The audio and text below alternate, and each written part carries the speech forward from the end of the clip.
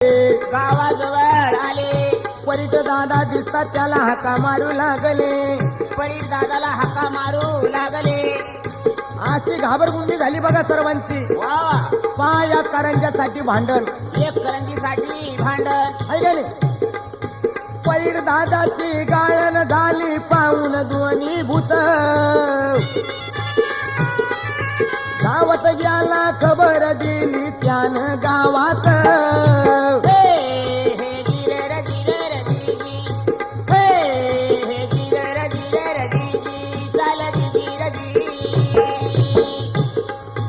दाढी करीत बसला होता तो वारी दादा. वारी दादा दोन भूत पाहून त्याची उडली होते धा.